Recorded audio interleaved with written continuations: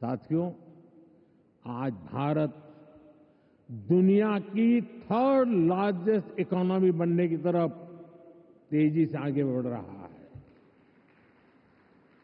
आज Bharat global fintech adoption rate में number 1 है। दुनिया का सेकंड लार्जेस्ट मोबाइल मैन्युफैक्चरर है। दुनिया का तीसरे सबसे बड़ा स्टार्टअप इकोसिस्टम भारत में है। विकसित भारत की हमारी जर्नी तो अभी शुरू हुई है। भारत के पास इससे भी कहीं अधिक ऑफर करने के लिए है। भारत बिलियन प्लस आबादी के साथ साथ बिलियन प्लस स्टोरीज का भी देश है। 2000 साल पहले जब भरत मुनि ने नाट्यशास्त्र लिखा तो उसका संदेश था, नाट्यम भावयति लोकम। इसका अर्थ है कला संसार को भावनाएं देती है, इमोशन देती है, फीलिंग्स देती है। सदियों पहले जब कालिदास ने अभिज्ञान शाकुंतलम, तब भारत ने क्लासिकल ड्रामा को एक नई दिशा दी। भारत की हर गली में कहानी है, हर पर्वत एक गीत है, हर नदी कुछ न कुछ गुनगुनाती है। आप भारत के 6 लाख से ज्यादा गांवों में जाएंगे तो हर गांव का अपना एक फोक है, स्टोरी टेलिंग का अपना एक खास अंदाज है। यहां अलग अलग समाजों ने लोक कथाओं के माध्यम से अपने इतिहास को अगली पीढ़ी तक पहुंचाया है। हमारे यहां संगीत भी एक साधना है। भजन हो, गजलें हो, क्लासिकल हो या कंटेम्पररी, हर सुर में एक कहानी है, हर ताल में एक आत्मा है। साथियों, हमारे यहां नाद ब्रह्म यानी साउंड ऑफ डिवाइन की कल्पना है।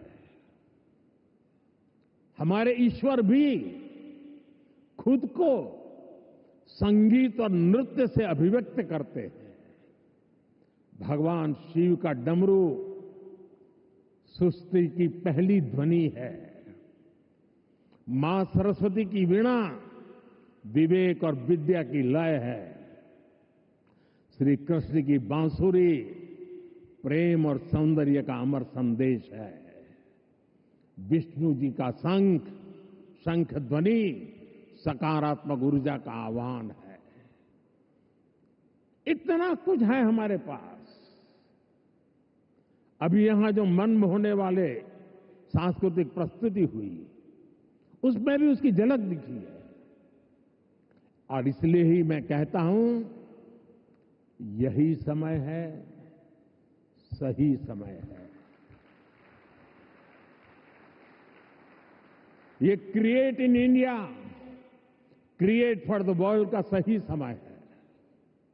आज जब दुनिया स्टोरी टेलिंग के लिए नए तरीके ढूंढ रही है, तब भारत के पास हजारों वर्ष की अपनी कहानियों का खजाना है। और ये खजाना टाइमलेस है, थॉट प्रोवोकिंग है और ट्रूली ग्लोबल है। और ऐसा नहीं है कि इसमें कल्चर से जुड़े विषय ही हैं। इसमें विज्ञान की दुनिया है, स्पोर्ट्स हैं, शौर्य की कहानियां हैं, त्याग तपस्या की गाथाएं हैं। हमारी स्टोरीज में साइंस भी है, फिक्शन भी है, करेज है, ब्रेवरी है।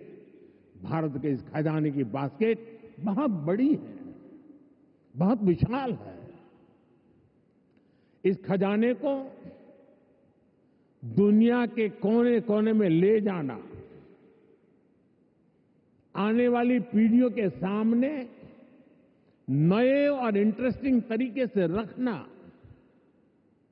ये वेव्स प्लेटफॉर्म की बड़ी जिम्मेदारी है। साथियों, आप में से ज्यादातर लोगों को पता है कि हमारे यहां पद्म अवार्ड आजादी के कुछ साल बाद ही शुरू हो गए थे। इतने सालों से ये अवार्ड दिए जा रहे हैं, लेकिन हमने इन अवार्ड्स को पीपल्स पद्मा बना दिया। जो लोग देश के दूर दराज में, कोने कोने में देश के लिए जी रहे हैं, समाज की सेवा कर रहे हैं, हमने उनकी पहचान की, उनको प्रतिष्ठा दी, तो पद्मा की परंपरा का स्वरूप ही बदल गया।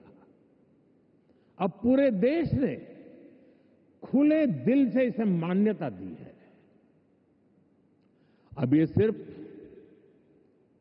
एक आयोजन का न होकर पूरे देश का उत्सव बन गया है। इसी तरह वेव्स भी है। वेव्स क्रिएटिव वर्ल्ड में, फिल्म में, म्यूजिक में, एनिमेशन में, गेमिंग में भारत के कोने कोने में जो टैलेंट है उसे एक प्लेटफॉर्म पर देगा, तो दुनिया भी इसे अवश्य सराहेगी।